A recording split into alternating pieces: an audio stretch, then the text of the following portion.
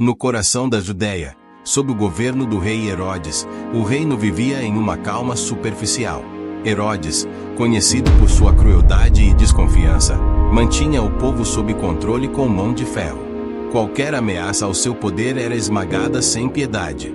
No entanto, uma antiga profecia começou a ecoar pelos corredores de Jerusalém, gerando sugestões de um novo rei que surgiria para liderar o povo judeu. Essa profecia falou de um Messias, um Salvador prometido, cujo nascimento seria sinalizado por uma estrela no céu. A tensão aumentou quando, do Oriente, havia sabedorias, conhecidas como magos, testemunhando uma estrela brilhante que, segundo eles, marcava o nascimento do rei dos judeus. Eles chegaram ao palácio de Herodes em busca de orientação, perguntando sobre o local exato onde encontraram o recém-nascido. Herodes, sempre astuto, escondeu o pavor que cresceu em seu coração ao ouvir aquelas palavras. Um novo rei. Como isso poderia ser permitido? Seu trono, que ele tanto se sacrificou para proteger, estava ameaçado por um simples bebê. Com a mente cheia de suspeitas e planos sombrios, Herodes fingiu interesse. Ele pediu aos magos que continuassem sua busca e, uma vez que encontrassem o menino, voltassem ao palácio para que ele também pudesse adorar o recém-nascido. Sua verdadeira intenção, porém, era muito mais sombria. Ele não permitiria que esse novo rei vivesse. Não importava o custo. Ao deixar os magos seguirem seu caminho, Herodes convocou seus conselheiros. Sua paranoia cresceu. Sabia que você precisa agir rápido e de forma decisiva. A profecia não poderia se cumprir. Ele não deixaria seu poder escorrer pelos dedos. O capítulo termina com Herodes refletindo sobre o próximo passo. A trama sinistra começava a tomar forma em sua mente, e ele sabia que sua próxima decisão moldaria o destino de muitos inocentes. Enquanto Herodes tramava seu plano, os magos finalmente encontraram o menino em Belém, exatamente como havia previsto. A estrela que seguiram os guiou até uma modesta casa onde Maria e José cuidavam do recém-nascido Jesus. Ao ver o bebê, os magos se prostraram em espírito, oferecendo seus presentes de ouro, incenso e mirra. Mas, antes de retornarem a Herodes, uma advertência divina os alertou em sonho para não voltar ao palácio, pois o rei tinha interesses malignos.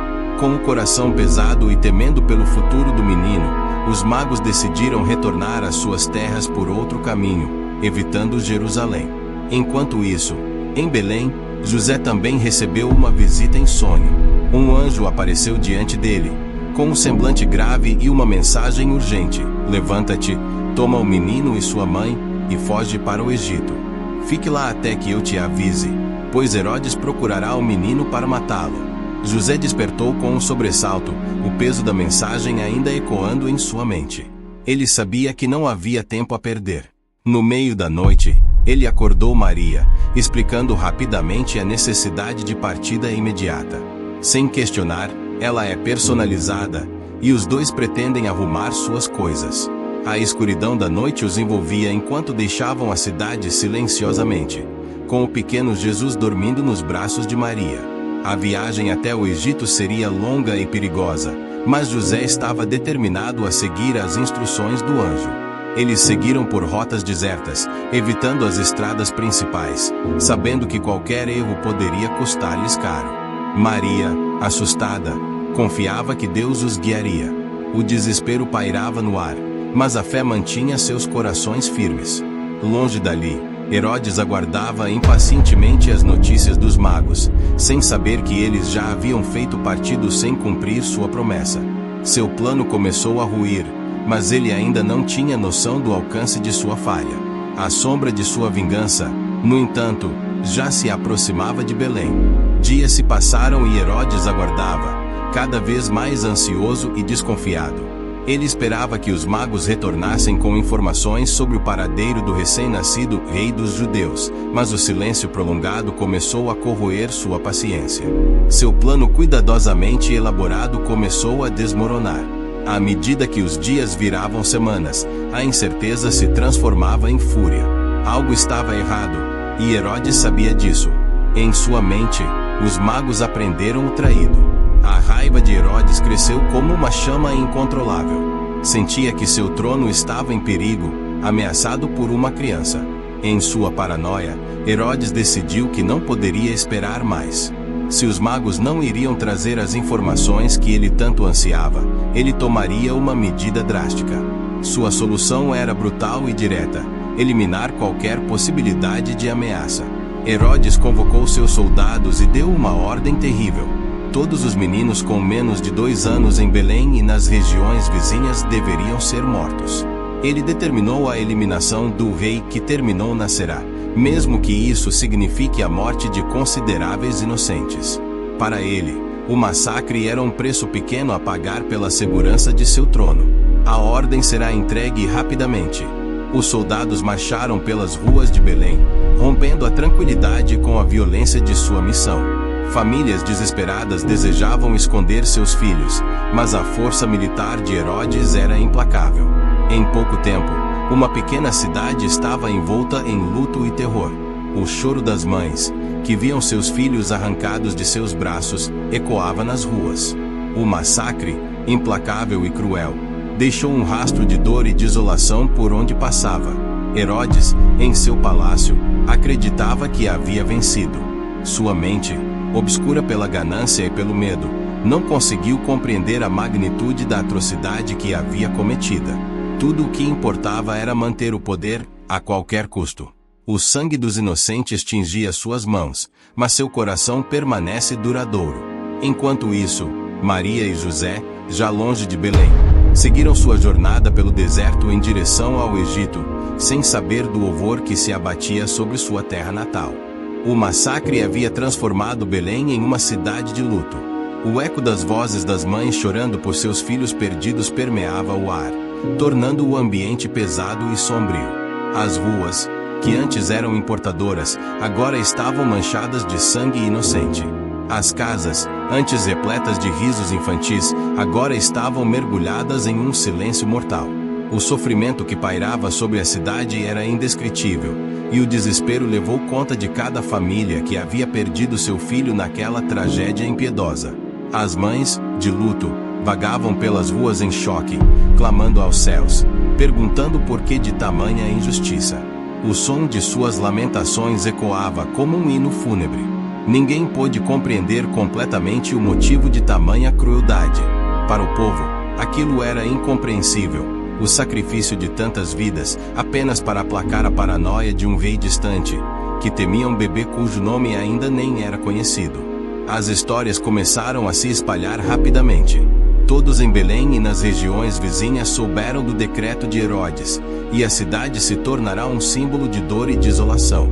As famílias tentavam encontrar algum consolo na esperança de que os céus vingariam os inocentes, mas a ferida que o massacre se abriu foi profunda demais para cicatrizar facilmente.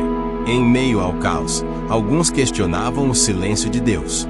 Onde estava o libertador prometido? Como o salvador do povo poderia surgir em meio a tanta morte? As profecias que antes traziam esperança, agora incluem contribuições de um peso insuportável.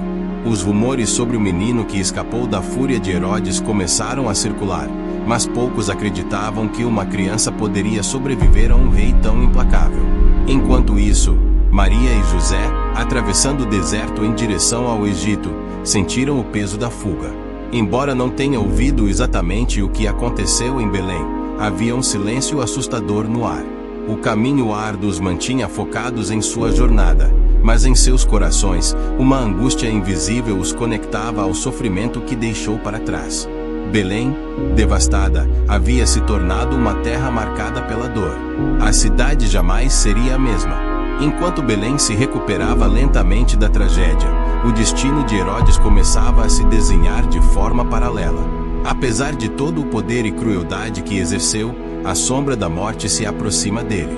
O rei, já envelhecido e doente, vive seus últimos dias em um estado de paranoia crescente. O massacre dos inocentes, que ele acreditava ter consolidado seu domínio, não lhe trouxe paz. Em vez disso, apenas alimentou sua loucura.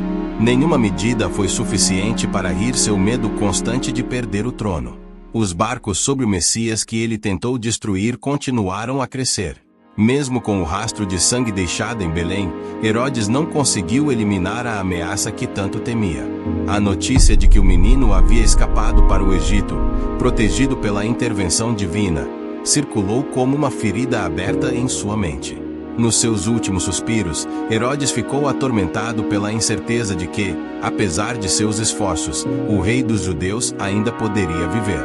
Logo sua pós-morte, o reino de Herodes foi fragmentado e dividido entre seus filhos, mas a história lembraria para sempre seu nome associado à crueldade e ao massacre dos inocentes. A morte do tirano trouxe um colapso silencioso ao povo, mas as marcas de sua brutalidade permaneceram. Em outra parte, no Egito, José teve mais uma vez um sonho enviado por Deus. O anjo que o havia alertado para fugir agora retornava com uma nova mensagem: Herodes morreu. Levanta-te, toma o menino e sua mãe, e vai para a terra de Israel. A notícia trouxe um rompimento profundo ao coração de José. Finalmente, a ameaça direta havia passado, e ele poderia voltar para sua terra natal. A jornada de retorno foi cautelosa, mas repleta de esperança. Maria e José, carregando Jesus, sentiram que um novo capítulo estava por começar. No entanto, em vez de voltar para Belém, por temer o filho de Herodes, José decidiu estabelecer-se numa região mais segura, a cidade de Nazaré. Ali, o menino cresceria em paz, longe dos olhos das autoridades, até que chegue o momento de cumprir seu destino. O massacre dos inocentes marcou para sempre a memória do povo, mas no meio da dor e do luto, a promessa de salvação permanente. O menino que Herodes tentou destruir foi salvo, e um dia, ele traria esperança para um mundo em desespero. Gostou da história? Não se esqueça de deixar o seu like e se inscrever no canal para mais conteúdos emocionantes como este. Ative o sininho para não perder nenhuma novidade e compartilhe com seus amigos para que eles também façam parte dessa jornada incrível. Deixe nos comentários o que você achou e quais histórias você gostaria de ver por aqui. Te vejo no próximo vídeo.